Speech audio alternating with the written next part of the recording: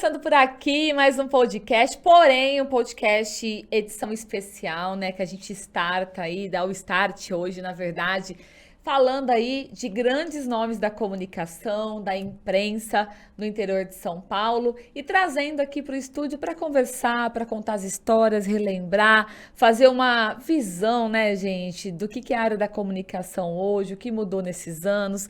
E a gente tem o nosso primeiro convidado aí dessa série especial.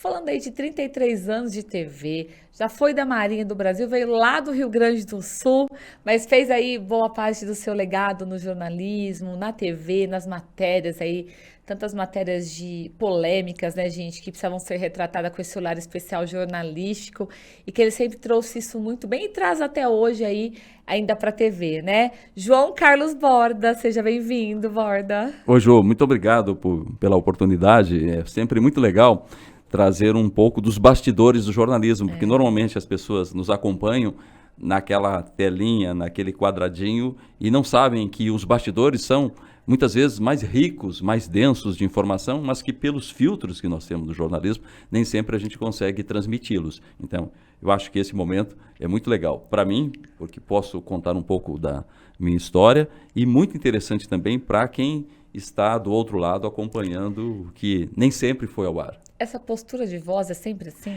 Então, Ju, o que acontece... O que vai para o ar é no dia a dia também. Então, eu sou produto de uma persistência muito grande em todas as áreas. Eu, quando menino, comecei a treinar a minha voz, porque eu queria trabalhar em rádio. Eu, na verdade, tinha como pretensão na minha vida ser um locutor de rádio. E lá na minha terra, no Rio Grande do Sul, a rádio era muito forte. E eu ficava pelas madrugadas adentro, com 8, 9 anos, escutando as rádios locais, como a Rádio Guaíba, que tinha um padrão de voz, e ficava imitando aqueles locutores. Então eu ouvia lá, Porto Alegre, 10 graus. Aí eu repetia com a minha voz de menino.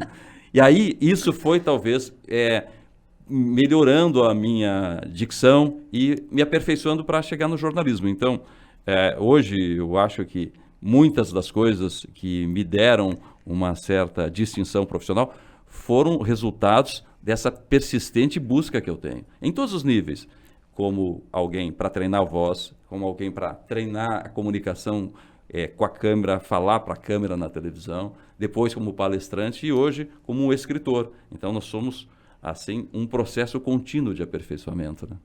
Borda, a gente tá falando de você, mas aí, gente, só para complementar, é que o currículo é extenso, né? Mas olha, são 3 livros publicados também já, né?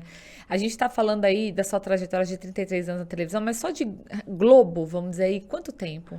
Foi um bom tempo. Então eu comecei lá no Rio Grande do Sul, na RBS, que é afiliado da Globo. Já de lá, Já, né? e depois passando por todas as etapas de televisão, como repórter, editor, produtor, chefe de telejornalismo, apresentador.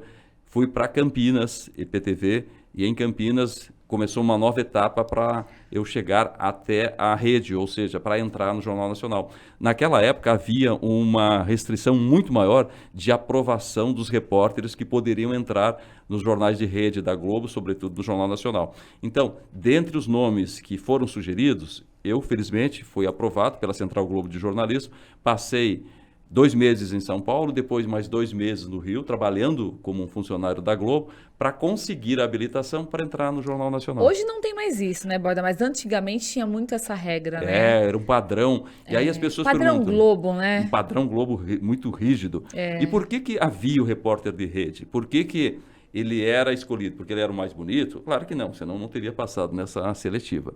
Porque ele tinha a melhor voz, a melhor postura, o melhor texto? Não, era um conjunto muito subjetivo que estava na cabeça da Central Globo de Jornalismo, que achava que aquele repórter tinha um padrão e, sobretudo, uma credibilidade para entrar no Jornal Nacional. E eu lembro nos eventos que aconteciam da Globo, sempre perguntava, por que eu não posso ser um repórter de rede? E o Schirede, na época, que era o diretor da Globo, dizia, você deixaria qualquer um entrar na sua casa? O Jornal Nacional tem essa mesma pretensão. Só entra no Jornal Nacional quem for habilitado, ou só entra na nossa casa quem for convidado. Então, era uma restrição que, por um lado, era legal, porque te dava uma distinção profissional, mas, por outro lado, também, muitas vezes, feria o próprio trabalho dos colegas que faziam a matéria e o repórter de rede só aparecia no local um tempo depois para fazer a passagem e entrar no Jornal Nacional. Então, isso não era para muita gente uma decisão justa. Borda, mas assim, você começou lá no Rio Grande do Sul, você foi fazendo a sua trajetória na comunicação, mas você só foi fazer a faculdade de jornalismo quando você estava há quanto tempo aqui na IPTV? E olha tudo que você passou o processo sem ter a faculdade. Ou seja, você quebrou aí todos os tabus da Rede Globo, regras ali, porque Perfeito. jamais se contratavam Exatamente. pessoas para o cargo de repórter ou o que seja assim, sem ter o jornalismo como um diploma. E você conseguiu isso na raça, pelo seu talento, o seu trabalho. Eu fui um autodidata no jornalismo. E isso se explica um pouco por essa obsessão de treinamento. Então, quando eu entrei na IPTV, eu não tinha me formado em jornalismo. Mas... Você já estava... quando você entrou na IPTV, você já estava há quanto tempo na área já? Eu devia estar no jornalismo uns 8 anos, 9 anos. Ou seja, sem diploma. Sem diploma, trabalhando e sendo... digamos assim, aceito sobre essa condição, que na época era muito restritiva. Para você trabalhar num veículo de comunicação, sem formação, sem o diploma, era praticamente zero a chance. Né? Mas a IPTV me deu essa oportunidade, a qual eu sou muito grato. E aí eu também me sentia na obrigação, digamos, profissional, ética e moral, de ter uma formação, porque se eu, por um lado, era um autodidata que conseguiu superar essas dificuldades e ter um trabalho com uma boa qualidade, era bom que eu também tivesse uma base acadêmica. E fui atrás, já bem maduro, para fazer a faculdade de jornalismo e com todo aquele sufoco, concluí-la. E graças a Deus foi uma decisão muito sensata e correta na minha vida, porque além da faculdade e pela minha trajetória, eu guardo esse orgulho de ser jornalista. Né? Então eu não sou um jornalista pela condição expositiva do meu trabalho, eu sou um jornalista pela força sanguínea, pela decisão visceral que tem dentro de mim. Né? Então, eu acho que o jornalismo é uma paixão incomensurável na minha vida, não tem medida para dar essa dimensão. E se nascesse de novo, provavelmente seria jornalista. E quando você começou lá no Rio Grande do Sul, como é que você foi se aperfeiçoando mesmo, né? Porque a gente fala assim, tudo bem, a teoria ela é extremamente importante. É óbvio que a prática conta muito mais ali de você estar no dia a dia. Mas como é que o que você fazia? O que você se inspirava? O que você fazia para poder ter todo esse trajeto, essa preparação sem mesmo ter a faculdade, né? Me agrada muito a sua pergunta e ela é de uma relevância na minha vida porque olha só como funcionava. Então pensa, um rapaz jovem sem digamos assim, sem estar lapidado para a profissão, como ia ser um repórter? Eu tive, felizmente, bons professores, colegas que me botaram. Naquela época, eu acho que tinha muito isso, né? Você era apadrinhado por alguém, né? Então, alguém botava você embaixo do braço, te conduzia pela vida, ou pelo menos te empurrava no abismo. Hoje, a gente não tem necessariamente isso. Bom, aí... Você teve isso na época? Tive. Então, o que acontecia? Havia um fato ocorrido lá na minha região e que precisava do repórter de rede da RBS, que estava baseado em Porto Alegre, para fazer a matéria. E eu cobria a matéria para o jornal local. Aí eu pensava, Rangel, assim, como será que esse repórter que vai chegar e vai escrever um texto? Provavelmente ele não vai escrever como eu escrevi aqui, assim...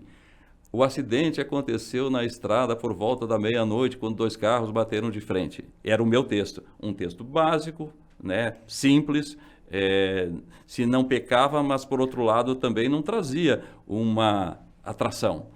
E eu pensava como ele poderia escrever. E aí eu ficava imaginando, ele vai escrever assim. Eram 5 horas da madrugada quando, de repente, 2 carros bateram. Ou será que ele vai começar assim... a parte do motor no asfalto já revela a violência do impacto do acidente, onde morreram tais pessoas. Aí fazia essas opções e ficava esperando. E ele, na máquina ao lado, batia o texto. Quando ele saía para atender o telefone, eu corria para olhar o texto dele e falava assim, nossa... Ele não começou nada do que eu disso pensei. que eu pensei e ficou muito melhor. É assim, com simplicidade. Ele não inventou, ele não fez nariz de cera, ele foi direto. Ele disse... No quilômetro 35, 2 pessoas perderam a vida por causa da imprudência. Pô, que bonito esse texto que ele fez. Vou começar a escrever assim. E aí eu fui criando meus mitos. Eu tinha, por exemplo, no Carlos Dornelles, uma referência, tanto que às vezes o meu tom de voz, eu acho que ficou tão forte aquela cópia, entre aspas, que eu fazia dele, que hoje eu vejo nas minhas passagens, sou muito parecido com ele. A cabeça jogada para o lado, essa mania de colocar a mão aqui no canto do bolso, é uma identidade muito grande, mas foi uma influência, o jeito de contar, um jeito leve, um texto, frases bem marcadas, acho que essas marcações de frase que eu tenho, né, assim, bem do final, bem travada, tá? Eu acho que é um estilo que eu trouxe do cara, tá? E essas passagens suas, todas essas matérias, sempre foram muito marcantes, né? Primeiro, por toda a ideia do texto ali, do começo que você faz. Então, assim, quando já começa, eu lembro muito assim, às vezes, quando estava em casa, Jornal Nacional, né? Aí, às vezes, eu nem prestava atenção na chamada lá do Bonner, de repente entrava a sua voz e falei, o Borda, é Ribeirão. Tipo assim, eu já saía correndo para saber o que estava acontecendo no interior de São Paulo, aí, né, em rede nacional.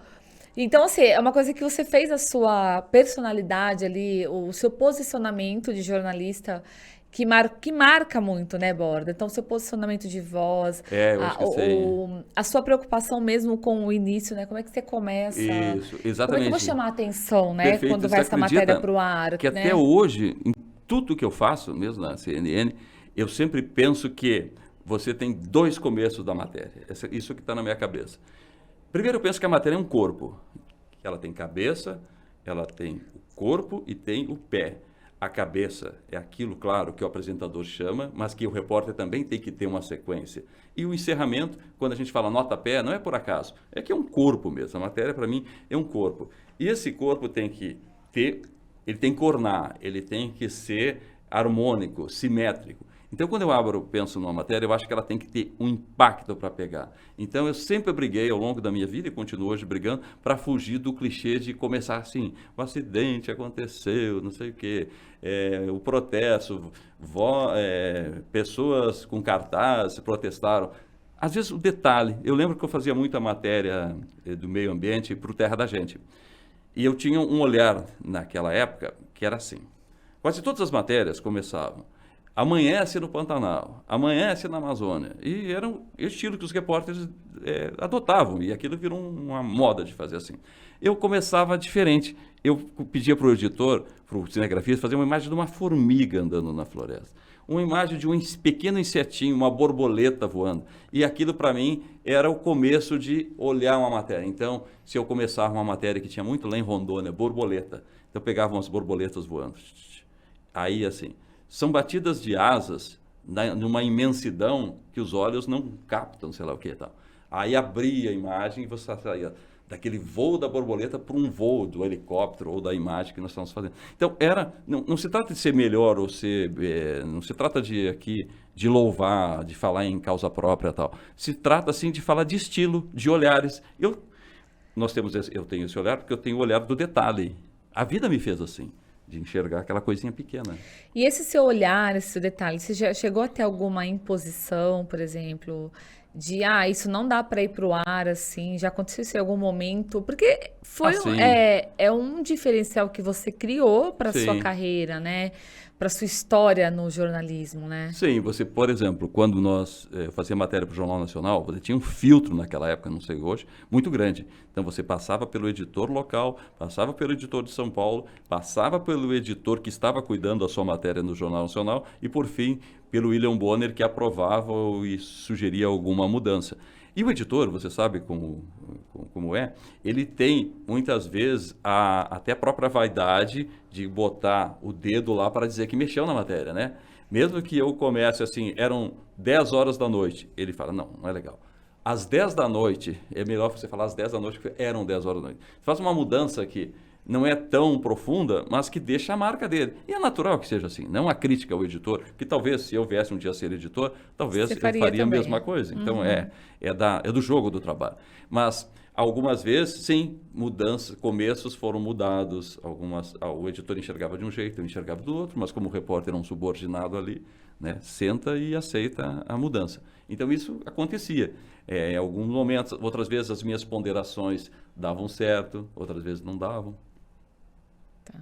Borda, e você voltando um pouquinho lá para o Rio Grande do Sul, a gente está falando de Uruguaiana, né? Na fronteira com a Argentina. É uma cidade de quantos habitantes? Uruguaiana deve ter hoje uns 200 mil habitantes. E quando eu falo que eu sou gaúcho, as pessoas ficam achando que, na verdade, eu sou uma falsificação colombiana, alguma coisa de narcos ali e tal.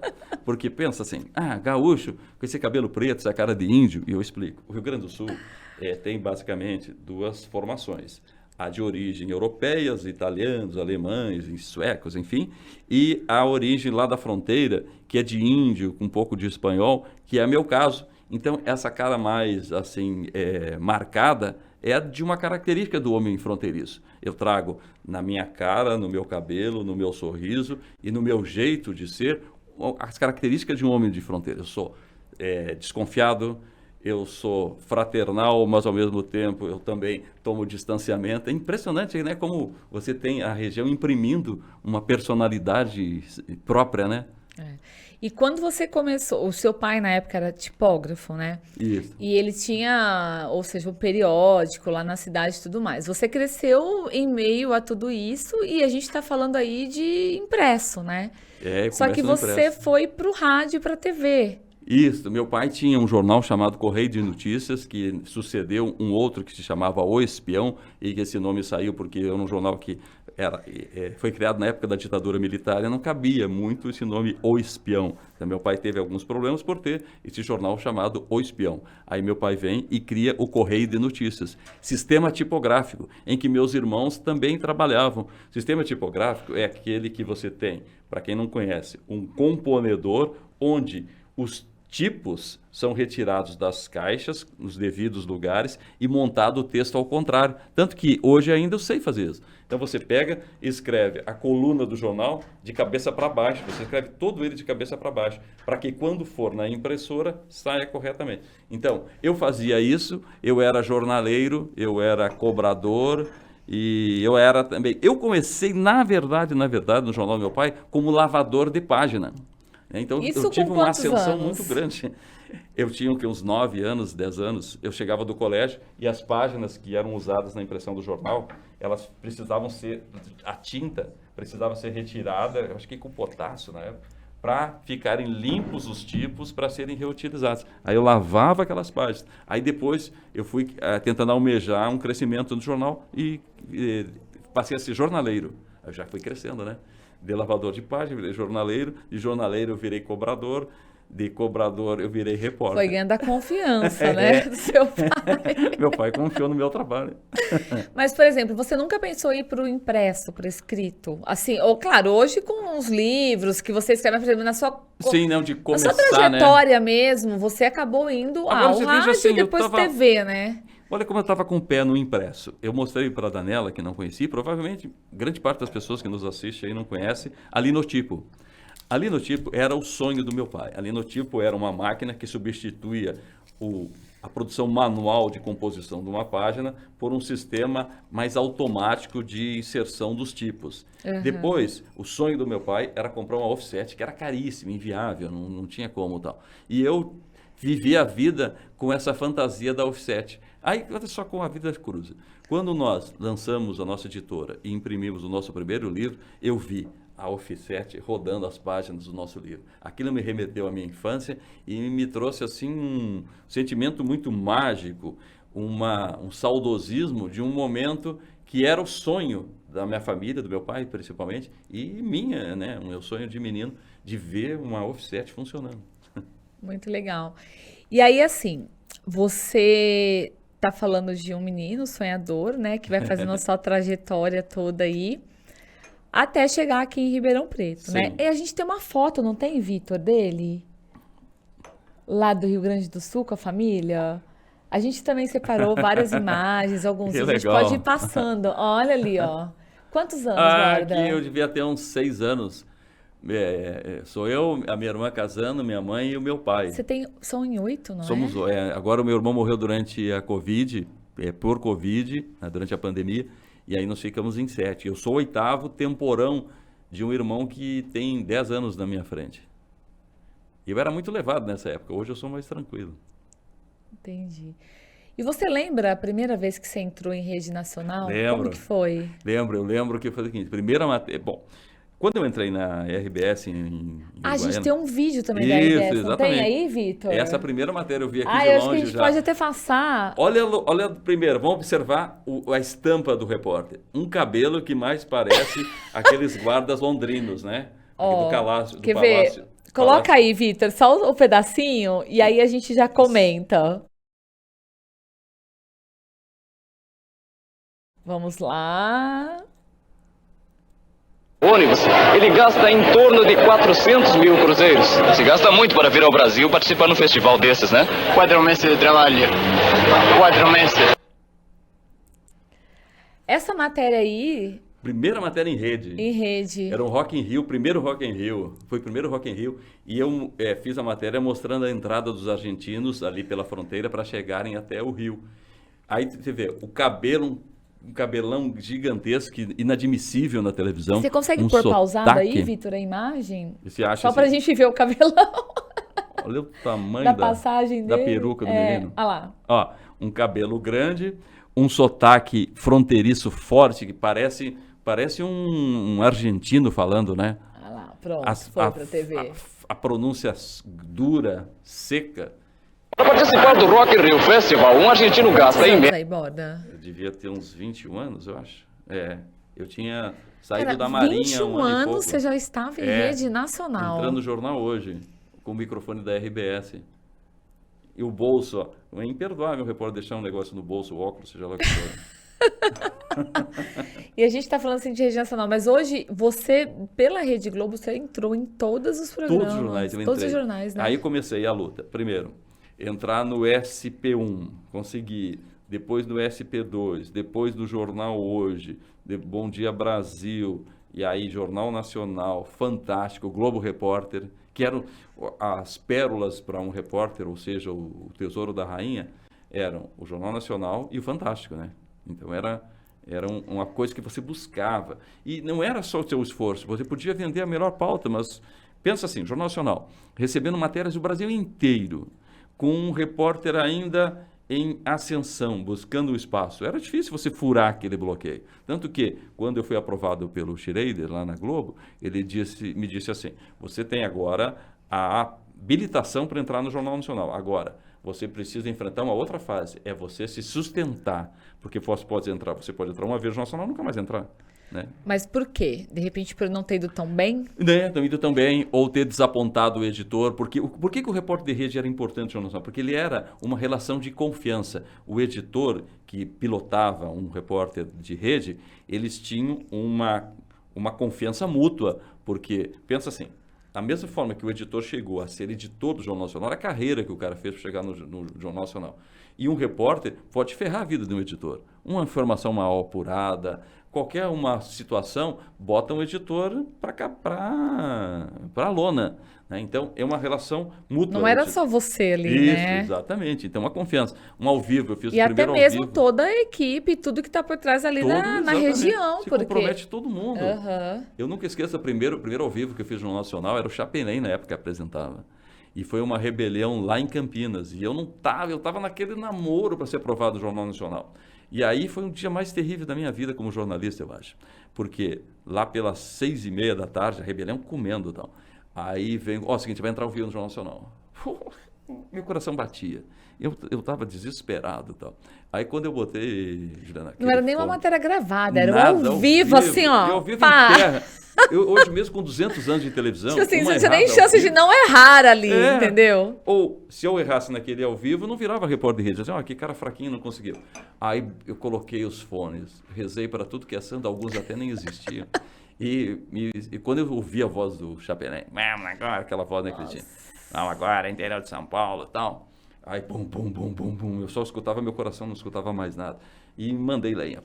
Narrei tudo que eu podia, tal, sem errar. Fiz, legal. Não foi nem suprassumo, mas também não foi. Foi na medida certa. Passei o recado discretamente. Aí eu frouxei meus joelhos. Então. Tinha entrado a primeira vez no Jornal Nacional ao vivo. E essa história, de um modo geral, os repórteres sentem um friozinho na barriga ao vivo. Não dá assim... Eu não consigo dizer hoje para você, do alto da minha experiência, que não, se eu fizer ao vivo agora, eu estou tranquilo. É sempre uma entrada ao vivo, ela é sempre uma entrada que exige concentração, exige foco, porque você pode se enterrar ali, né, Juliana? Você pode ter uma carreira consagrada. Se você tropeçar... Uma palavra errada. Isso, imagina, você falar troca, ali. você comete um erro de português, você fala... Lamena a gente, nós fomos, pô, aquilo te ferrou. É uma coisa que sai da sua boca, às vezes, sem o comando do cérebro. Eu fui fazer um link para a CNN um certo dia aí, você acredita que eu não lembrava do nome Covid? Eu entrei lá, era bem tarde, eu tinha feito um monte de... Mesmo assunto, tinha feito 10 links sobre o mesmo assunto. Aí, no final da noite, umas 11 horas, eu entro. Então, não lembro o que era a história, mas eu dizia assim, essa venda de medicamentos aumentou depois da pandemia e aí eu dei aquela pausinha, não vinha da Covid. A venda de medicamentos aumentou depois aí eu meti um caco da recente pandemia que enfrentamos, enquanto meu cérebro tentava encontrar o que era e uma coisa dessa tão, né? Covid. Quantas vezes você falou aquilo no dia, por exemplo, a palavra Covid? Assim, né? Muito complexo. Que às vezes você fica lá se preparando, mas de repente na hora dá o branco, né? Traição do cérebro. E eu não consegui falar. Da recente pandemia enfrentada aqui no Brasil, não sei o que, volto com você. Aí corri para casa para ver lá a transmissão.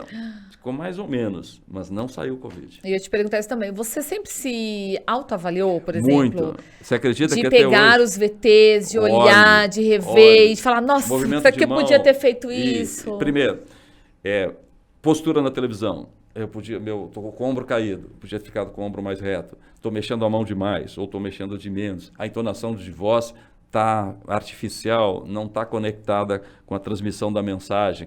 O texto não começou do jeito que devia. Ou ficou legal, ficou certinho, dei recado e tal.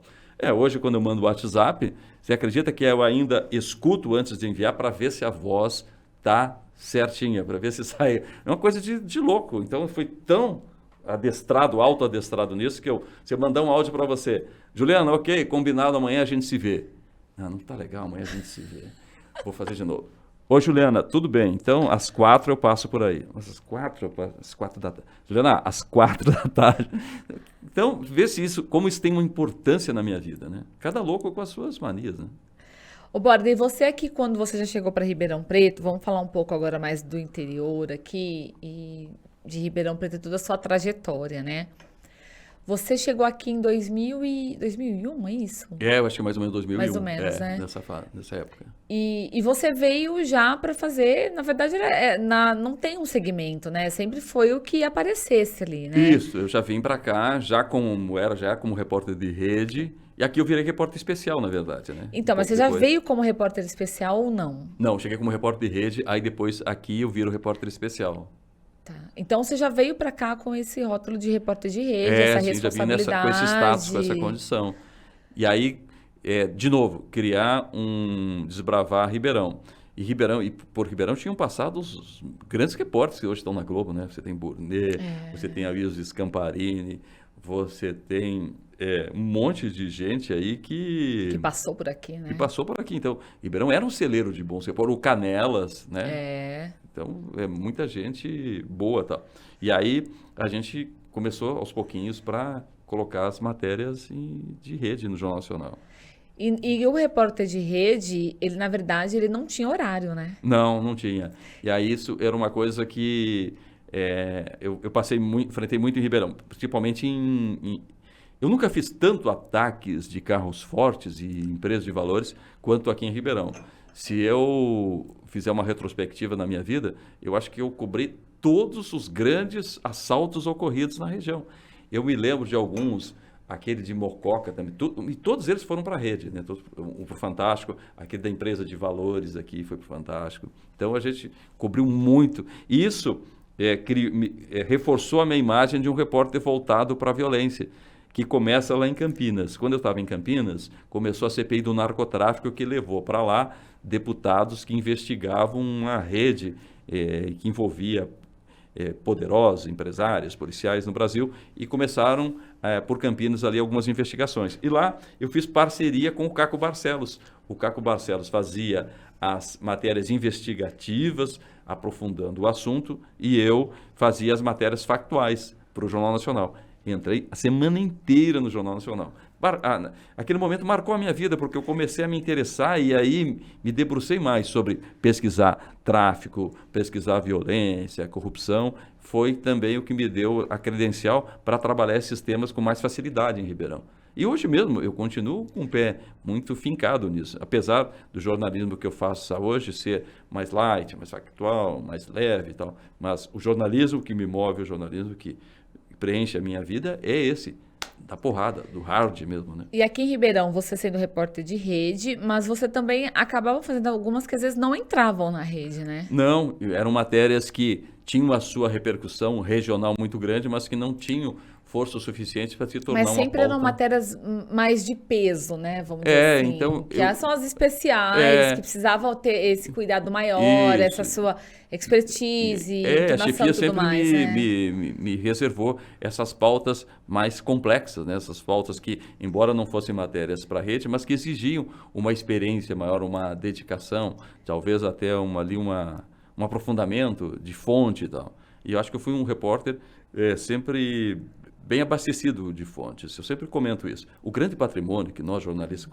carregamos, e você sabe muito bem disso, não é essa carinha linda que aparece na televisão, não é essa exposição. Que as pessoas acham que é só aquele momento, né? Que você só está ali pronto, olhou para a câmera, falou e acabou, né? É do que as pessoas me reconhecem na rua. Muito legal, obrigado, isso é muito gratificante. Mas o que a gente vive é da fonte. O que alimenta a nossa profissão, o que nos dá credibilidade são as fontes, porque elas fazem a informação fluir para que a gente possa ter um resultado melhor. Jornalista sem fonte é um jornalista que vai ficar no dia a dia fazendo as banalidades que não exigem apuração.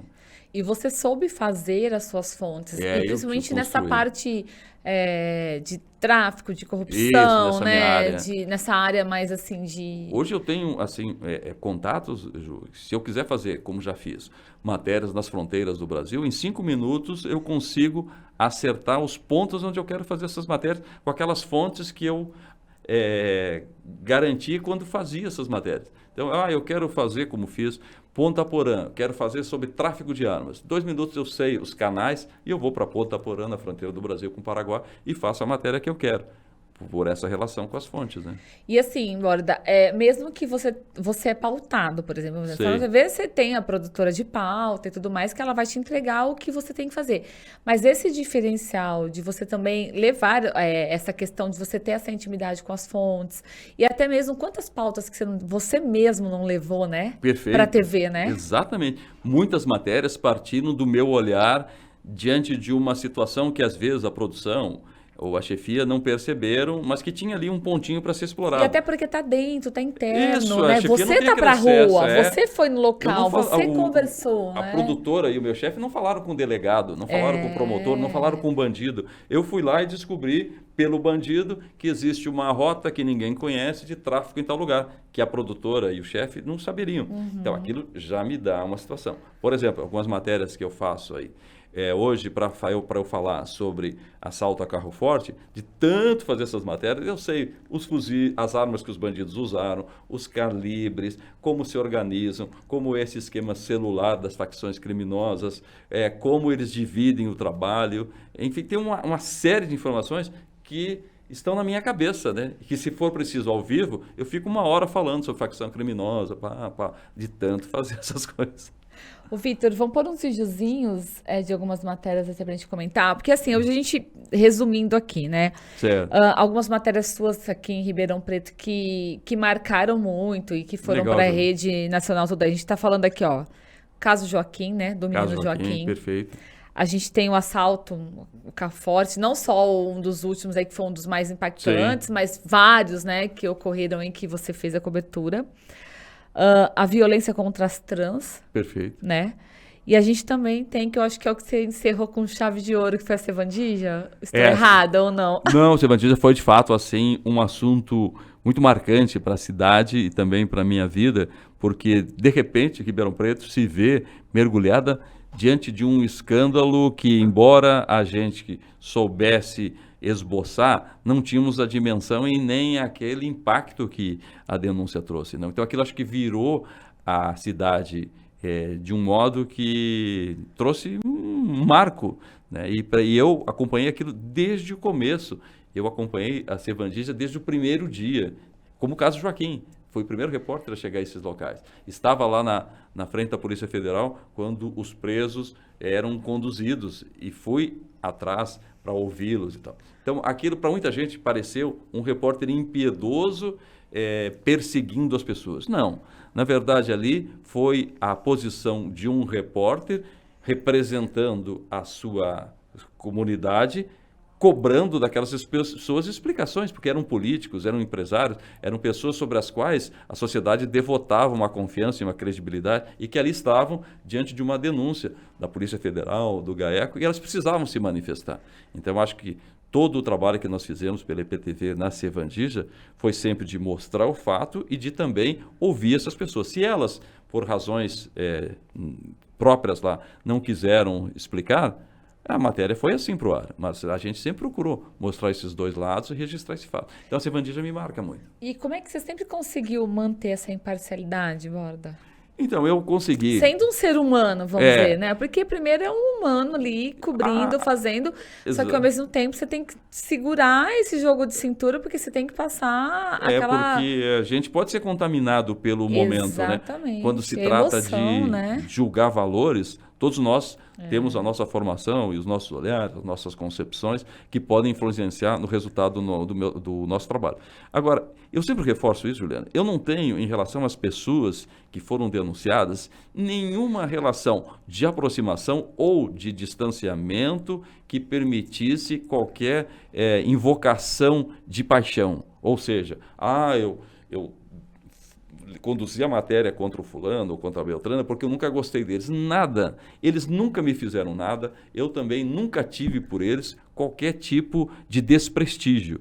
O que eu exerci ali foi o papel de um jornalista mostrando os fatos oficiais que chegavam. Então, manter o equilíbrio nessas matérias, como corrupção, e às vezes até de matéria de violência contra a criança ou contra a mulher, deixam nós jornalistas muito num fio da navalha, né? Porque você pode, de repente, ser incorporado meio que inconscientemente de uma posição que não é legal, né? Então, a gente discute essa questão muito a fundo.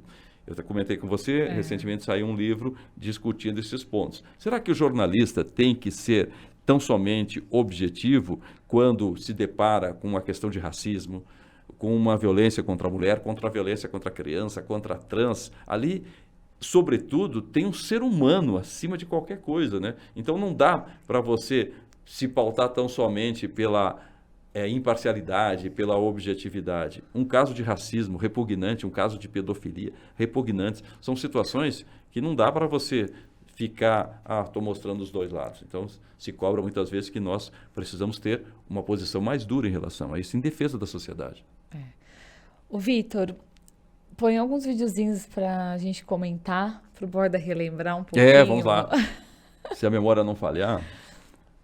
A prisão desses homens com todas essas armas revelou que um bandido muito procurado poderia estar por perto. Eloy Pereira. Na quarta-feira, os promotores passaram a monitorar cada passo de Eloy. Essa é sobre uma facção criminosa. É sobre, se não me engano, um julgamento, aquele júri que tem aquele tribunal de crime em que se julgam bandidos. Acho que é alguma coisa sobre organização criminosa. Você já recebeu ameaça de morte?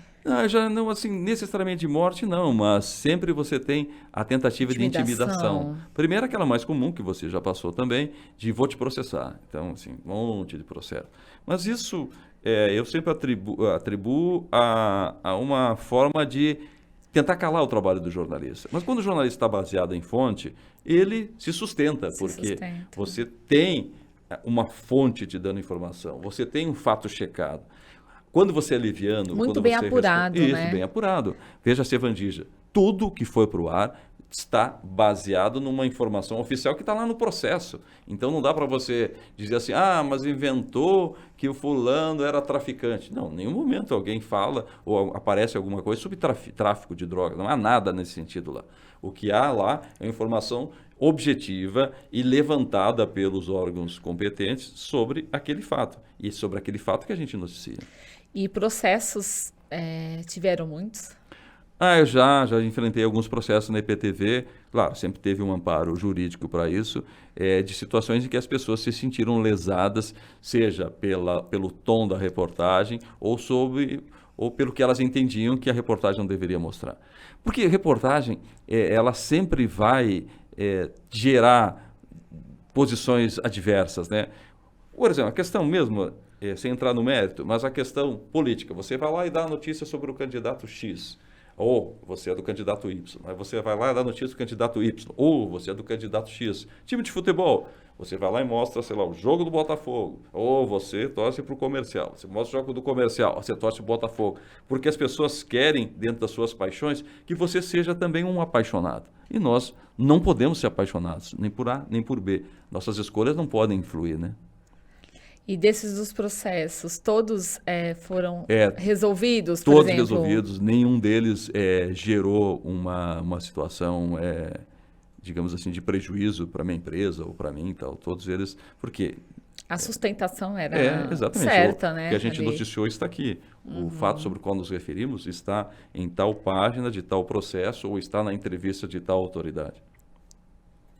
Vitor, põe mais um. O ladrão fica de Tem um olho. que eu E o queria até momento que você certo para ele comentasse. agir é esse aqui, Esse daí, Quando a Borda. pessoa vai fazer Essa aí foi uma ideia. selfie, Essa é uma ela ideia de levanta o passagem que eu celular lá em tive. cima, com O apenas celular uma mão, desaparece não presta atenção em nada. sem truque Quando se dá nenhum. conta, Aí foi assim, nós demoramos para gravar essa passagem, foi para o Bom Dia Brasil, nós mostrávamos que as pessoas, muitas vezes descuidadas, tinham seus celulares roubados pelos bandidos que eram mais rápidos. E aí eu tive essa ideia de fazer a passagem que eu falava segurando um celular como se fosse fazer uma foto, e nesse tempo em que a câmera fugia, por fração de segundos, vinha o colega lá, o motorista, e tirava o celular da minha mão. E aí o celular desaparecia. Poderíamos usar um efeito do computador, mas a gente achou que ali seria mais natural, né? Segurava o Você celular. sempre, na verdade, conseguiu fazer das suas passagens, das suas matérias, às vezes um pouco de ironia em assuntos sérios, um tom de brincadeira, mas porém sem tirar a credibilidade da informação. Eu fiz muitas passagens. A situação que você estava Isso. pondo ali, mas tipo... com um pouco dessa descontração, na verdade, mas para chamar a atenção mesmo, né? Eu lembro que eu fazia constantemente ao vivos sobre água vazando do Daerp. E faziam aquelas enxurradas, não, assim, é muito desperdício de água. Eu ia lá, nos primeiros ao vivo, eu chegava no local e dizia, olha, essa aqui é a rua tal, essa água está vazando há uma semana, os moradores já avisaram o Daerp tantas vezes, o problema não foi resolvido. Aí, de tanto fazer isso, um dia eu decidi fazer um negócio irônico que funcionou e depois parece que as coisas foram mais resolvidas. Nós chegamos no local em que estava vazando aquele monte de água, mas era muita água. Aí eu peguei, fui lá, consegui uma folha com um vizinho, um morador, fiz um barquinho, botei uma cordinha e tal, e falei isso. Olha, é o seguinte, eu não lembro textualmente, mas era mais ou menos isso aí. Eu queria dizer que não dava para levar a sério o Daerp se não levava a sério a população. E aí eu mostrava o que resta a população enquanto o Daerp não resolve é ficar brincando de barquinho, assim, ó. É soltar um barquinho que vai embora, tá? Aí pegava um barquinho de papel. Aquilo gerou uma repercussão, foi legal, mexeu, estruturou. Foi uma ironia? Foi uma ironia. Com qual objetivo? Sacudir, mexer com o sistema, fazer com que, sentindo vergonha... Despertar de outra forma, né? E a outra matéria que eu fiz também, né? Porque o Ribeirão estava cheio de buraco. Foi para o Bom Dia Brasil. Nós pegamos uma trena e saímos medindo os tamanhos dos buracos. E aí eu fiz a matéria mostrando que numa determinada quadra tinha tantos metros de buraco, muito mais do que tinha de asfalto. Então, de novo, uma ironia, mas que com uma veracidade. Se fosse a prefeitura lá e medisse os buracos, como eu pedi que os moradores me ajudassem a medi-los, ela teria essa mesma informação. Então não foi uma coisa que da minha cabeça. A ironia foi na minha cabeça, mas a verdade estava lá, né? Borda, com relação às fontes, você já teve informação muito privilegiada? Olha, o que aconteceu na Sevandija foi um marco assim também interessante. Eu recebo um telefonema de uma pessoa, de um número que eu não conheço. A Sevandija estourou, sei lá, não lembro, vamos supor que tenha estourado na terça-feira ou na sexta-feira, geralmente é final de semana, quinta ou sexta-feira. No sábado, no dia seguinte, eu recebo um telefonema. Oi, tudo bem? Você quer um presente? Aí eu respondo, não sei sabia se era homem ou mulher. Falei, presente é sempre bem-vindo, o que se trata? Não, quero saber se você quer um presente. Gostaria. É muito bom esse presente que eu tenho para você. Mais ou menos nesse tom. Então, assim, se você quer esse presente, você me encontra daqui a meia hora num ponto X tal, num posto de gasolina. Beleza? Ok, tá bom. Fui para lá. Peguei meu carro, cheguei lá, aí parecia coisa de filme. Fica aí dentro do carro, não sai que eu vou te levar aí. E você foi sozinho? Sentadinho no meu Fiestinha, fui sozinho. Sem medo? Sentado no meu Fiestinha. Parou um carro no lado, o cara abriu o vidro, que eu não sei quem é, falou para mim, não olha e tal, só recebe. Aí me deu um pacote e tal, um pacote cheio assim. Abre quando a gente sair. E foi embora, tentei ver, não consegui ver ninguém. Eu também estava preocupado, estava nervoso. Então. Aí eu tirei todo o processo da Servandija. Todas as informações, tudo. E que era sigilo. E era sigilo. Aí não tive, corri para a chefia naquela hora, liguei para o Alexandre e tal. Alexandre, estou com um negócio aí que... Cara, aí a gente começou a ensinar na mesa. Tudo, depoimentos, os valores, tudo que a gente começou a procurar. E aí depois, claro, veio à tona e tal. Mas naquele momento, por uma semana, a gente tinha os diálogos transcritos. Na verdade, vocês antecipavam todo dia, né? A gente soltava as pílulas lá. E aí acho que o pessoal se perguntava, como é que o Borda... Como é que, por exemplo, a própria investigação reagia a isso? Porque também quem estava na ponta da investigação queria saber como é que eu conseguia isso, né? Aquela história assim, vem cá, não se tirou aquela história que a fulana pegou dinheiro do não sei quem. Não, está no processo. Mas como é que você sabe? Tem um sistema sou telepático e tal. Nunca dizia, a gente nunca revelava a fonte. E eu encontrava as pessoas na rua que parece que aquilo eram capítulos da próxima, cenas dos próximos capítulos. Vem cá, fulano vai ser preso? Tem essa possibilidade? Eu falei, não, fulano assim. E o Beltrano? Talvez. O pessoal tentava antecipar com você o que ia acontecer, os próximos passos virava ali. assim, de tanto fazer aquele negócio, a minha cara estava tão exposta naquilo, que parecia que eu estava no comando da investigação. E isso até foi ruim, porque muitos dos denunciados me viam como um agente agitador das investigações, ou seja, as investigações, esse cara está dando notícia e está agitando, fazendo com que a investigação se concentre em cima da gente. Não tinha nada a ver. E até porque também, a partir do momento que você solta aquela informação em primeira mão, todos os outros veículos vão atrás também, exatamente. Pressionam ali a polícia, querem saber, e aí é onde fica... O Borda falou hoje que foram 100 milhões... Aí o delegado, não posso confirmar, o promotor, não posso confirmar, isso aí está nos autos, mas foram 100 milhões. Então, essas coisas geravam também os colegas competindo. E na medida, assim, você sabe como jornalista, na medida em que você ganha fonte, mais fontes aparecem que querem se opor àquelas fontes. E aí, por vezes, também recebi recado de pessoas que queriam falar reservadamente comigo para me contar outras histórias. Algumas verdadeiras, outras falsas, outras que eram só uma pista que nos levavam, mas as pessoas gostam de abastecer os jornalistas, né? Quando isso começa a pipocar e tal. E alguém já tentou vender alguma informação? Sim. De entrevista. Quanto vocês pagam pela entrevista?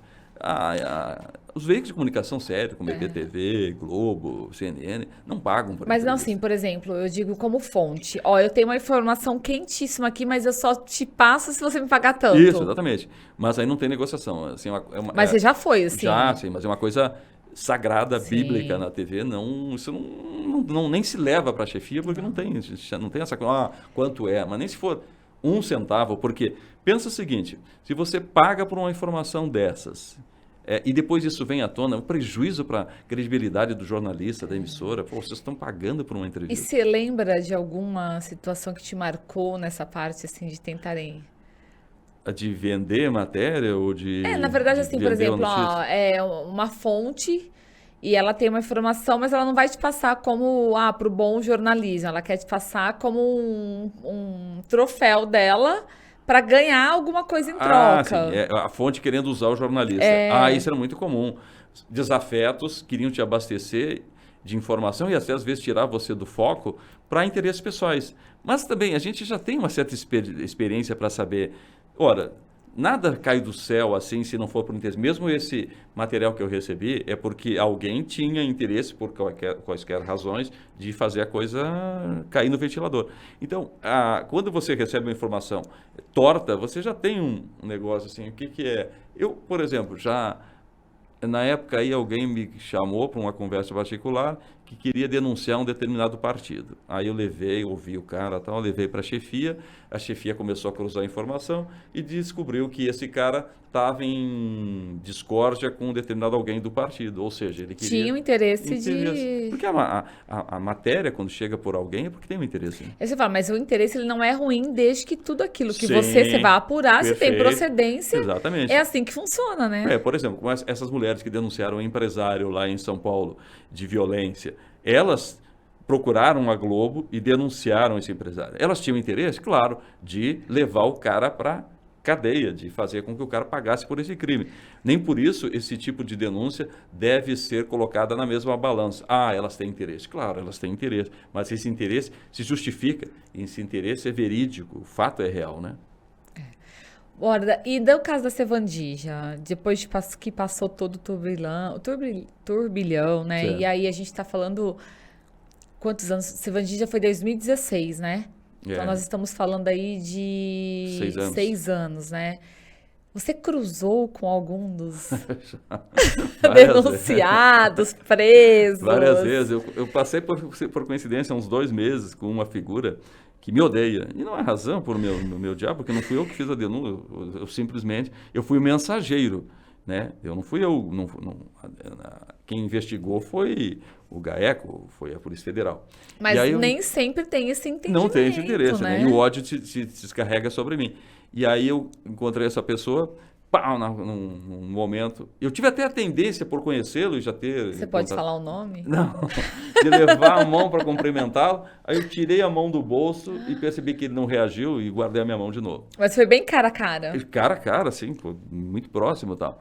Também de encontrar em restaurante e ficar... aquelas pessoas olhando para você torto, assim, sabe? Com aquele ódio nos olhos e tal. Nossa, ele... vontade de bater nesse... Entrava todo dia no jornal. Bater nesse índio aí, meu sonho e tal. Mas aí eu uso o disfarce, faço aquela cara de paisagem, de bobo e tal. Aí um outro dia eu enfrentei uma situação eu e a Daniela estávamos numa padaria. Nós tínhamos andado e paramos lá para tomar um café. Aí, conforme mal sentamos na mesa, assim, chegou um cara grandalhão, fortão, olhou na minha cara e falou assim, você acabou com a minha vida. E eu fiquei pensando, em que situação que eu acabei com a vida dele? Aí a discussão... Você não conhecia? Não o conhecia. Eu tinha feito uma denúncia sobre um consumo de droga numa boate, que ele era dono. E lá ocorreu uma morte, enfim, e eu fiz a matéria como repórter e tal. E depois a boate fechou. E ele... disse que a boate fechou e que a vida dele entrou no fracasso porque era culpa da matéria que nós tínhamos feito. E eu falei para ele, não, isso não é verdade, eu lembro do fato em si, eu falei para ele. Isso era verdade. Nós tínhamos mandado um produtor, eu tinha recebido uma denúncia que na sua boate tinha venda de droga em bandeja, coisa de cinema, que as pessoas consumiam lá como se fosse uma bebida, liberado. Liberado. Uhum. E eu falei para ele, o produtor esteve lá, esteve em tal período, a matéria só não foi para o ar porque a gente não conseguiu provar algumas coisas lá e o jurídico na época achou que não era bom. Mas tinha consumo de droga nessa boate, então você não venha me culpar e tal. Mas se a matéria não foi para o ar, por que que... Não, tinha ido a matéria outra, tinha ido para o ar. O que não tinha não ido para o foi ar, o consumo de droga. Bem aberto lá, claramente. Exatamente. Então, aquelas coisas... Que, na verdade, tinha certo procedência, parece que não tinha comprovação suficiente para segurar, sustentar uma matéria, né? Porque muitas matérias investigativas que a gente faz, você não consegue botar de pé. Porque não dá para você pegar uma matéria de denúncia, ainda mais sobre um estabelecimento, e colocá-la de forma duvidosa. Jamais. Tem que estar muito bem baseada, a imagem tem que ser clara, o áudio tem que ser legível. Para não restar nenhuma dúvida, isso, né? Tem que chegar e dizer, eu consumo droga aqui neste bar porque eles vendem droga. Não é tipo, pode ser que... um amigo meu falou que já consumiu aqui. Então, essas coisas são... E essas matérias são muito bem pensadas. Eu já fiz matérias para o Fantástico, por exemplo, que muitas vezes não se sustentaram e o Fantástico abortou, porque não estava claro. Fiz uma matéria... Tem que ter muito responsável essa curadoria, essa avaliação, né, muito, Juliana. Eu fiquei 2 meses pela IPTV, é uma das grandes, digamos, frustrações que eu carrego como jornalista, fazendo uma matéria de denúncia sobre pedofilia na igreja. Ouvimos vítimas, ouvimos pessoas... Mas isso aqui em Ribeirão Preto? Aqui em Ribeirão Preto. E viajei por várias regiões fora de Ribeirão, regiões fora do estado, ouvindo essas pessoas. Beleza, matéria fechada, tudo tinha áudio, tinha depoimentos. Aí veio a decisão, não vamos dar matéria. Por quê? Não, porque isso, por isso. Enfim, condições editoriais. Decisões editoriais são decisões do mesmo sistema militar. O alto comando decide e os soldadinhos que estão lá embaixo cumprem. Você pode engolir a raiva, engolir toda aquela frustração, mas é assim que as coisas são. Sofri pra caramba, eu e a equipe, porque todo o esforço que a gente fez era a matéria que nós acreditávamos e fizemos a matéria com toda a boa vontade, com toda a disposição. Não foi pro ar. Tinha sustentação? Tinha sustentação na minha cabeça, mas não tinha sustentação na cabeça de quem estava decidindo. Ali também rolam muitos interesses, né? Infelizmente, exatamente. Assim, e uma empresa... que não vem do departamento de jornalismo, né? Foge do que é ali tudo imparcial. E quando você está né, lá embaixo, você não tem a dimensão dos filtros que fazem com que uma matéria seja derrubada. Existe uma hierarquia, né? Então, é aquela história. Você fica indignado, mas eu respeito uma decisão superior. Foi tomada, ok, cumpra-se. Borda, você ficou na IPTV até... Eu fiquei até 2020. 2020. E aí você fechou um ciclo. Fechei um em ciclo 2020. Você foi para a CNN quanto tempo depois? Alguns meses. Na verdade, quando eu saí da IPTV, e antes disso, eu já trabalhava no sentido de desenvolver alternativas paralelas para as coisas que eu sempre quis fazer. Como, por exemplo, ter uma editora, né? Fazer produção de conteúdo, porque... Embora eu goste de jornalismo, chega um momento que você não quer mais trabalhar final de semana, você não quer trabalhar em feriado. No começo é tudo lindo, né? A gente vai entrar com aquele gás, com aquele sangue, isso. E depois você quer uma coisa... Uma vida diferente e, digamos assim, de mais construção pessoal e tal. Então, era essa a minha inclinação. Eis que chega o convite da CNN, num momento de pandemia, e eu pensei, por que não experimentar, encerrar minha carreira trabalhando para a maior emissora do mundo, a maior televisão do mundo. Tal. E como é que surgiu essa oportunidade? Não, na CNN já tinham pessoas que tinham trabalhado comigo e que me conheciam. Aí a CNN, num primeiro momento, me convida para ser um repórter freela cobrindo pandemia no interior de São Paulo. Aí eu fico lá alguns meses. Termina esse contrato provisório, eu me volto para as coisas que eu queria fazer. Um mês depois, CNN, vamos conversar? Então é o seguinte, aí o que seria bom para você e o que seria bom para nós? Uma proposta assim, você vai receber X, vai trabalhar tanto período, só vai fazer isso e aquilo. Beleza? Perfeito, ótimo, interessante. Posso fazer o que eu quiser? Você pode fazer o que você quiser. Aí assina o contrato com a CNN, né, para fazer esse tipo de coisa que é legal.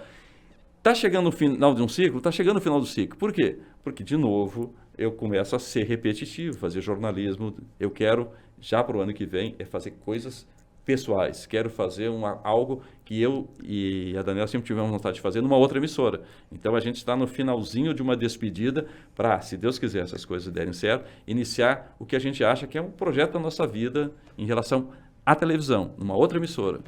Borda, e assim, você que vem de tantos anos da TV e principalmente de coberturas de matérias que sempre tiveram esse peso maior de apuração, às vezes Sim. meses de apuração, como você diz aí e tudo mais, a gente sabe da responsabilidade. Como é que você avalia, por exemplo, de quando você fazia essa ação para os dias de hoje? Mudou muito, né? Então... Eu, às vezes, tenho... A pressa da notícia. Eu tenho até uma resistência em querer comparar o que era com o que é, porque parece papo de velho, né? De idoso. Na minha época não tinha esse celular, as moças eram respeitadas. Não, o que foi uma época, foi. O que essa época é. O jornalismo que nós fizemos, que você fazia, é aquele jornal de apuração em que você privilegiava a informação correta em detrimento da velocidade de dar notícia, né?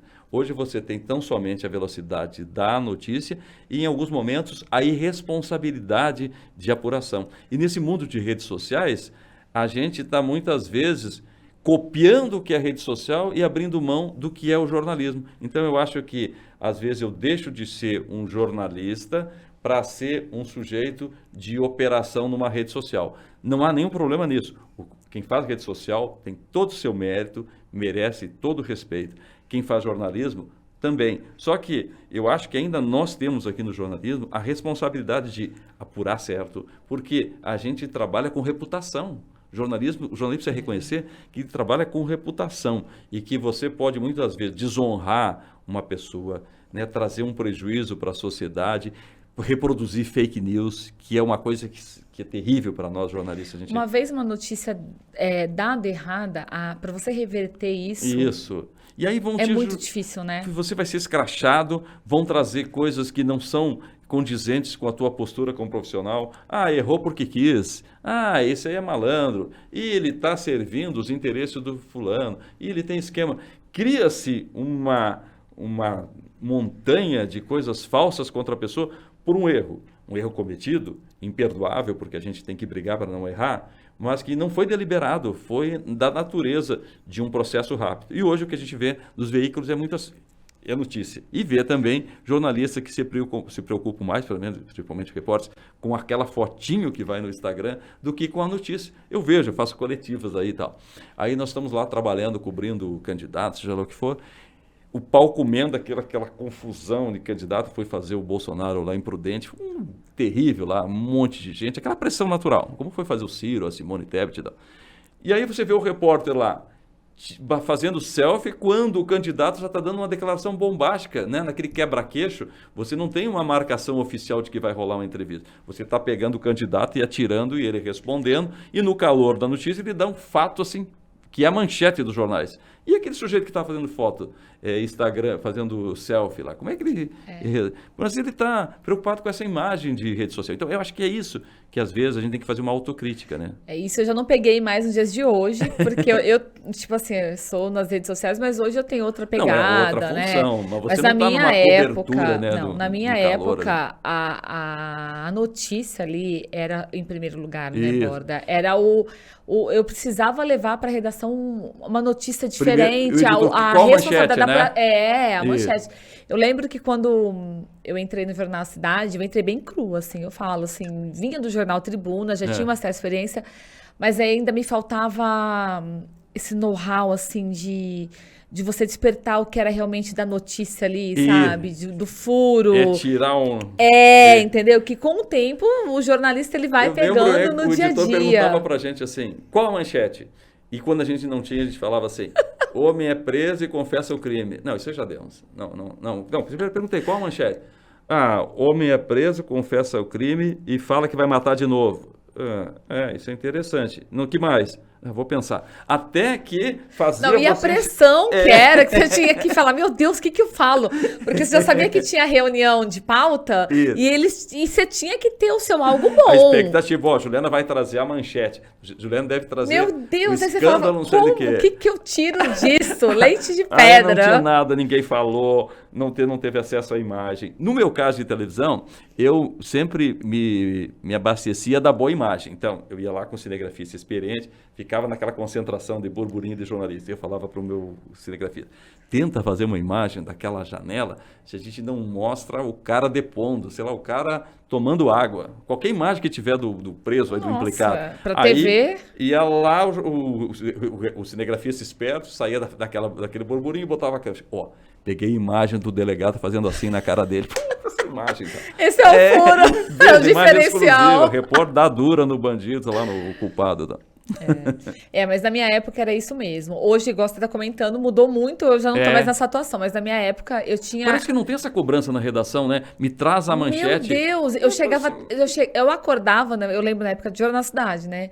8 horas da manhã, isso porque eu saí 1h da manhã da redação. Que eu tinha caderno de política, na época era o último a fechar, e eu voltava às vezes à sessão da Câmara 10 horas da noite. E eu tinha, 2 páginas de standard para escrever. Tinha o Névio, lembra do Névio? Isso, eu lembro. Aquilo era o mais lido do que o resto, entendeu? Os pitacos ali, os bastidores. E, cara, a gente falávamos ali em 12 notícias, porque era uma notinha de cada coisa. Então eram 12 notícias quentes. Isso, você tinha que trazer coisas impactantes. isso eu já vi, bastidores. isso não é novidade. Não, aquilo lá parava a cidade. Uma coisa que eu gostava muito quando eu fazia as matérias aqui na IPTV era de ver o que os colegas davam no outro dia, nos jornais, nos sites. É porque você já tinha dado, né? Eu espírito competitivo, então... Isso eu já falei ontem no jornal. Aí, ó, mostrava pro chefe. Olha, o jornal tal, sei lá, o site tá dizendo que aumentou, isso aqui a gente deu. Agora também quando eu levava, eu ficava quietinho, né? Porque às vezes, a gente não pode contar só histórias de glórias. Às vezes eu abri o Cidade e já ficava pensando que o chefe já ia voltar para mim. E dito e feito. Ô, Borda, você passou o dia inteiro lá na Polícia Federal. E você não pegou essa informação? Você não trouxe a notícia que, sei lá, isso vai acontecer? Mas eu não consegui. Pô, aquilo me deixava para baixo. Né? Mas essa competição era uma competição saudável, saudável, né, que fazia. Borda? Aí eu você pegava queria fazer sangue, mais, né? Pegava sangue nos olhos e falava, hoje eu vou... Peraí, que hoje eu que vou reverter essa situação. Eu vou repercutir, eu vou, sei lá, onde tiver a minha fonte, eu vou trazer uma notícia. E aí eu conseguia. Ó, manchete é para ferrar, hein? Prefeitura, não sei o que, papapá. Pô, de onde você conseguiu? Não, consegui. Aí eu dava, aí no outro dia eu via lá, sei lá, o Cidade, ninguém deu. Putz, eu sou bom. Mas isso era, não que não tenha a qualidade em si hoje, mas era a qualidade que era o que fazia o diferencial do jornalismo exatamente. Na época, né? Era a distinção e que dava o gás que e nós essas precisávamos. opções de veículos também, né, Borda? Isso, hoje, por exemplo, vamos falar Ribeirão Preto. Quais são os veículos de comunicação? Com que você vai concorrer? Por exemplo, aqui, eu voltei a ter esse gás aí, agora pela CNN, concorrendo nas coletivas com os outros colegas. E aí eu vi que eu ainda, aos 50, eu tô com uma boa forma. Consegui ser rápido para perguntar para o candidato, sem levar uma porrada dos apoiadores, e gerar o material ganhando de quem estava na minha frente, que é até mais jovem do que eu. Pode ser bobagem, pode ser um saudosismo, mas para mim isso é um combustível. Eu falei, você acredita? Fui mais rápido para perguntar, gerei antes de todo mundo, a matéria já saiu.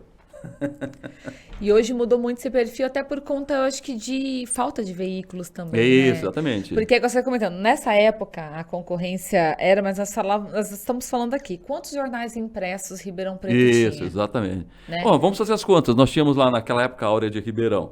IPTV, Clube, SBT, Record, Cidade... Tribuna, Gazeta, sucursal da Folha, Folha, que quantos anos teve Ribeirão Preto, a né? Folha também era uma pedra pra gente no nosso sapato, né? Nossa, eu morria com a Folha. Eu assinava a Folha em casa, porque eu tinha que ler primeiro a Folha para saber o que me esperava na redação à tarde. E se eu levasse um furo da Folha, eu falava, meu Deus, hoje vai sobrar. Então, já vinha aquele e-mail do João Garcia acabando com a minha raça. Eu chorava assim, eu falava, meu Deus. Uns 9 adversários ali, e muitos desses com gente experiente, com repórteres ali já com um tempo de casa, bons de fonte, de contato. Então você não relaxava, você ficava Estadão sempre... também, que a gente até hoje tem o... o Brás, né? Tem o Brás, não, mas é o... Tinha o Porto também. O Porto, gente, o Porto eu morria, eu queria morrer. Eu falava, meu Deus, o Porto tá aqui. Eu falava, meu Deus do céu, eu não posso perder nada pro Porto, então, se eu perder, eu tô ferrada. Então, isso era muito legal. E aí você ia no outro dia, olhava assim, ninguém deu, você sentiu o rei. Mas também você ia no outro dia e conferia que você tinha apanhado legal, né? Mas era um dia da vitória e um dia da derrota, né? A gente via assim, ó. Oba, hoje eu levei bom, hoje foi bom. Tudo que você fez de bom, a chefia não perdoava na hora de te bater por causa de um furo. Jamais, tudo que você fez já esquece, já tinha passado. Apanhava de todo mundo na chefia. E que hoje não tem mais, né? Não, então eu acho que isso... Aí, eu falei para você, de novo a Resistente. Na minha época era boa. Falei, ok, a nossa época foi marcante. Hoje, o que eu vejo que essa moçada tem um domínio da tecnologia. Eles são muito mais antenados, eles são muito mais conectados. Mas, por serem exageradamente conectados, não se conectam no que é principal, que é a notícia. Se conectam no mundo, mas não se conectam necessariamente com a profissão, né? E nós éramos conectados com a notícia, nós éramos conectados com o nosso trabalho e desconectados com essas coisas que até não existiam. Então, acho que aí que é a ponderação que eu faço. Será que hoje eu conseguiria tocar a vida fazendo o jornalismo assim mais light, mais leve, sem essa concorrência? Eu fui forjado na concorrência, eu fui forjado na competitividade. Meu espírito, eu não posso negar, ele é competitivo, né? Isso me faz bem, me dá essência. E essa competição hoje você está levando para os seus negócios? Isso, exatamente. Então, onde eu gasto essa energia? Hoje, eu e a Daniela, nós trabalhamos juntos, gastamos essa energia dos empreendimentos, porque a nossa cabeça fica 24 horas pensando nas oportunidades. E aí a gente vai lá, traça, desenha aquele modelo de negócio, leva, ok, deu certo, legal, ótimo. Aí agora a gente precisa fazer uma proposta de empreendimento melhor e mais atraente que essa. Vamos lá, batemos na porta, deu certo, nem sempre deu certo, mas amanhã a gente contorna e faz. Então, eu acho que a energia de jornalista e de repórter, hoje ela se concentra na minha vida como um empreendedor nas atividades que executo e nas que ainda vou executar. E você se descobriu como empreendedor, Borda? Eu acho que eu já tinha esse sangue. Você já tinha? Estava latente. Estava só guardadinho estava ali. lá guardadinho, pronto para explodir. Isso me faz muito bem, me dá vitalidade. Eu poderia muito bem hoje, depois desse tempo do jornalismo, estar num sítio pescando tilápia e fazendo galinha caipira. Não, eu acho que não é o momento ainda, né? Então, 57 anos, né? Tem muito para fazer ainda, né? Exatamente. Eu estou com toda a energia ainda para viver novos tempos. Exatamente. E hoje você também acabou aí se rendendo para as redes sociais, né? Não teve jeito, né? Exatamente. Então, não dá para eu dizer que eu não preciso dessas redes sociais, que isso é um absurdo, que isso não... Não. Cada vez mais os nossos focos de negócios estão ali nas redes sociais. E cada vez mais nós somos expositivos, nós somos mais, digamos assim, participativos. A nossa cara tem que estar ali, né? A gente tem que estar presente naquele espaço porque ele tem sido o nosso canal para as atividades que nós executamos. Mas ali é o Borda mais bastidor. E talvez... Até com uma taça de vinho, né, Dani, e na mão. e Quando cantando. que a gente imaginou que a gente ia ver o Borda dançando, cantando, tomando um vinho, tudo com a responsabilidade, é claro, né? Mas ali, né? O que uma garrafa de vinho não faz? Então, quando a gente toma uma garrafa de vinho sábado, começa a florescer na gente o cantor, o dançarino. A gente não pôde ainda fazer publicamente pelas redes sociais a nossa demonstração de dança, mas a gente dá uma enganada boa no tango. Muito bom. Borda, e assim, a parte sua escritora, né? Hoje a gente está falando aqui de 3 livros que você já tem lançado. Então, a gente está falando aqui O Arco de Fogo, que é aí sobre crimes ambientais na Amazônia. Aí depois você lançou O Vírus da Incerteza, que é muito a questão da pandemia, né? Pelo mundo, a Covid-19 no mercado de trabalho. E também agora, que foi o último, que é Quanto Vale uma Pessoa, que foi a questão de pessoas estarem morrendo lá na Ucrânia e Perfeito. tudo mais, né? Então, esse livro nós escrevemos em parceria, eu e o Dr. Luiz Felipe Arcângelo, sobre a questão dos direitos humanos. Esse livro é resultado de uma dissertação de mestrado que ele defendeu e queria transformar num livro que saísse do campo acadêmico, jurídico, para uma compreensão mais popular, mais disseminada. Então fizemos esse desenho a partir dos pontos abordados na dissertação. Nós mostramos o tráfico humano, mostramos a guerra na Ucrânia, tráfico de órgãos, bullying, violência doméstica, porque nós entendemos que a violência, ela não pode ser particularizada e segmentada. Só violência contra a mulher. Só violência contra a criança. Ela é dimensionada em todos os campos. Ora, eu só me torno um sujeito que provoca bullying porque eu tenho, digamos, condições que me tornam uma pessoa agressiva, seja a criação familiar, meu ambiente escolar, traumas, e esse processo vai se desencadear num ser humano hostil com a sua companheira, com o seu companheiro, um ser humano insensível. Então a gente quis nesse livro mostrar que a violência, ela é difusa, né, em todos os segmentos. E nós estamos vivendo um mundo aparentemente cada vez mais cruel, né? Você não vê, você vê a questão contra a mulher, a agressão, o racismo, essas coisas estão marcadas. Então nós mostramos no livro, por exemplo, a questão da violência contra a mulher.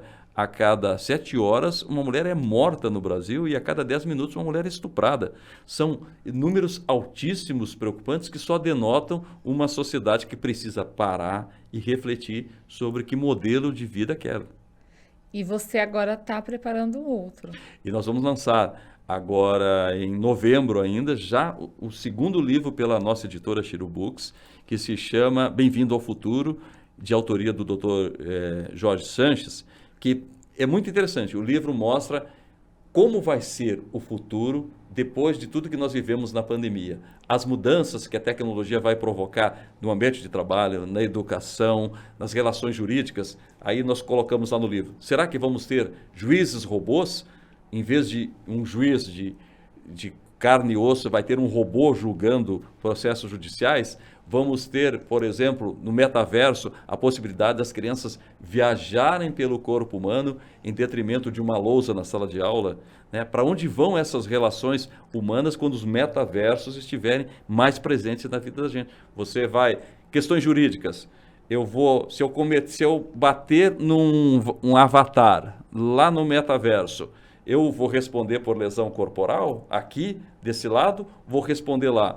Mas lesão corporal não é contra um corpo? O avatar tem corpo? Tantas mudanças, Doideiras, né? Verdade. Borda, obrigada pela sua participação. Eu que agradeço. Pela nossa conversa, por você estrear aí essa série tão especial de jornalista, de profissionais da comunicação aqui no interior de São Paulo e compartilhar com a gente um pouquinho das suas histórias, né? Desses bastidores que às vezes ficam tão guardados, né? Como você disse, as pessoas olham a carinha ali na tela, tá tudo certo, mas não vê o que tá por trás, né? Tudo que você passou, sua trajetória e... Eu que agradeço, Juliana. Foi um momento muito interessante, porque a gente pôde trazer para as pessoas um pouco desse álbum que guardamos em casa e que abrimos só para os amigos. Então, aqui, de uma forma muito ampla, a gente consegue mostrar coisas que as pessoas não imaginam e também revelar que aquela cara que a gente carrega para a televisão nem sempre é a nossa essência. Eu tenho uma cara séria, de um homem sisudo, eu não sou nada disso. Mas lá na rede social você dança, brinca, eu sou o que eu sou na rede toma social. um vinho, como qualquer outra pessoa, né? Exatamente. E a gente, acho que aos poucos tem que quebrar um pouco essa distância entre o que a gente aparenta e o que a gente é.